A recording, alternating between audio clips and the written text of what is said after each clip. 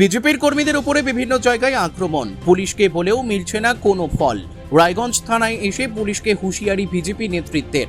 বৃহস্পতিবার রাতে বিজেপি যুব মোর্চার জেলা সভাপতি ভক্ত কুমার রায় বলেন, বুধবার রাতে দলীয় কার্যালয়ের সামনে আমাদের কর্মীরা দলীয় পতাকা লাগাচ্ছিল। সেই কর্মীদের হুমকি দেয় তৃণমূলের দুষ্কৃতীরা। রাতে বাড়ি ফেরার সময় সেই কর্মীকে মারধর করে তৃণমূলের দুষ্কৃতীরা। সেই কর্মী রায়গঞ্জ মেডিকেলের শল্য বিভাগে চিকিৎসাধীন আছে। পাশাপাশি রায়গঞ্জ গ্রামীণ এলাকায় আমাদের কর্মীরা যারা পয়সা নিয়ে তৃণমূলের মিছিলে যেতে অস্বীকার করেছে তাদের নিগৃহীত হতে হচ্ছে। পুলিশে অভিযোগ জানালেও কোনো ফলাফল মিলছে না। সেই বিষয়ে সময়সীমা বেঁধে পুলিশকে সতর্ক করলাম আমরা। এদিন এ বিষয়ে যুব মোর্চার জেলা সভাপতি ভক্ত কুমার রায় বলেন, আর এই তৃণমূলের গুন্ডামি 2016 থেকে আমরা দেখে আসছি, 2017 পৌরসভা নির্বাচন থেকে। এবার নির্বাচন কমিশন এত কড়া ব্যবস্থা নেওয়ার পরেও আমরা দেখতে পাচ্ছি রায়গঞ্জে তৃণমূলের যারা গুন্ডারা তারা পুরোপুরি নিডরভাবে ঘুরে বেড়াচ্ছে। ভারতীয় জনতা পার্টির কার্যকর্তাদেরকে বিভিন্ন জায়গায় মারধর করা হচ্ছে। আমাদের পার্টি অফিসে পর্যন্ত ঢুকে তারা গতকাল রাত্রে পার্টি অফিসের ভেতরে ফ্ল্যাগ লাগিয়েছে, পার্টি অফিসের বাইরে ফ্ল্যাগ লাগিয়েছে। আর আমাদের যে সমস্ত ছেলেরা কাল রাতে পার্টি অফিসে বসে, আজকে আপনারা জানেন আমাদের নমিনেশন ছিল, তো আমাদের নমিনেশনের জন্য যারা পার্টি অফিসের ভেতরে ফ্ল্যাগ বানাচ্ছিল তাদেরকে পর্যন্ত ওখানে ধাওয়া করেছে, তাদেরকে পর্যন্ত গালাগালি করেছে, যাচ্ছে তাই ভাষায় গালাগালি, ধমকাধমকি, এমনকি পার্টি অফিসে পর্যন্ত আক্রমণ করেছে। 3 নম্বর হচ্ছে গিয়ে আজকে গৌরী অঞ্চলে আপনারা জানেন তৃণমূলেরও আজকে নমিনেশন ছিল। তো তৃণমূলের প্রার্থী কৃষ্ণ কল্যাণী, নাম ধরে বলছি, লোক তো এমনি ওর সাথে নেই, 500 টাকা 700 টাকা করে দিয়ে লোক ভাড়া করে আনতে হচ্ছে।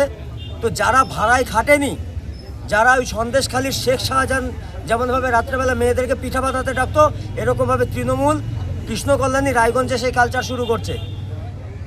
পাড়ায় পাড়ায় গিয়ে সমস্ত মানুষকে 500 টাকা 600 টাকা করে দিয়ে মিছিলে আনতে হচ্ছে তাদেরকে। লোক কার পিছনে নেই এদের।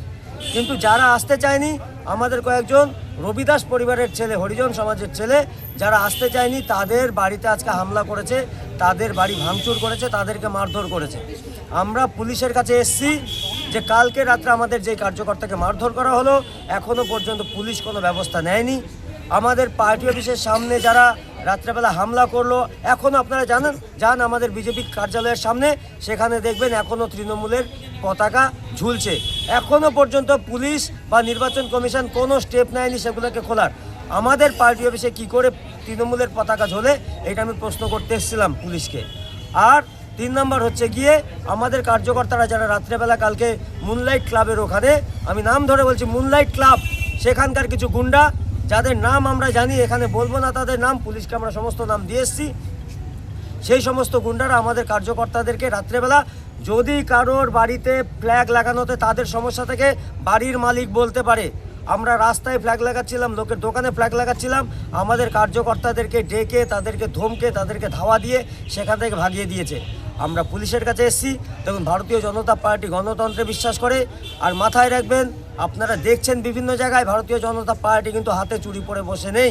কলকাতাতে দেখিয়ে দিয়েছি, মার যদি আসে, ইট যদি ছড়ে, পাটকেল কিন্তু দিয়ে দেবো আমরাও। ভারতীয় জনতা পার্টির প্রত্যেকটা কার্যকর্তা এবার কিন্তু পাটকেল মারার জন্য রেডি আছে। আমি পুলিশকে আজকে এসে সাফ জানিয়ে গেলাম, যদি এরপরে এই ধরনের কোনো বিষয় হয়, আর এই ক্লাব যেগুলো আছে রায়গঞ্জে, সেই ক্লাবগুলোর থেকে যদি এরকম নোংরামি হয়, তাহলে ভারতীয় জনতা পার্টি কিন্তু গণতান্ত্রিক এবং শারীরিক যেই ভাষা তারা বুঝবে সেই ভাষাতেই উত্তর দেব। এটাই আজকে পুলিশকে বলতে এসেছিলাম। পুলিশ যদি অ্যাকশন না নেয়, কালকে থেকে আমরা আমাদের মতো কাজ করে দেখাবো। পুলিশ কি বললো? পুলিশ আশ্বাস দিয়েছে, আইসি সাহেবের সাথে কথা হলো, তিনি আশ্বাস দিয়েছেন, টাউনবাবুর সাথে কথা হলো। আমরা বিশ্বাস রাখি যে এই পুলিশ অন্ততপক্ষে এর আগের যে সমস্ত পুলিশরা ছিল তাদের মতো চটিচাটা হবে না। এখনও পর্যন্ত বিশ্বাস রাখি। নতুন আইসি এসছেন, নতুন টাউনবাবু এসছেন, আমরা ভরসা রাখছি। কালকে পর্যন্ত দেখব, কালকে সন্ধ্যা 6টা পর্যন্ত। যদি তারা কোনো অ্যাকশন না নেন, তারপর আমরা পরবর্তীকালে আমরা কি করব সেটাও পুলিশ দেখবে। রায়গঞ্জ থেকে বিথিকা পালের রিপোর্ট, কুলিক নিউজ।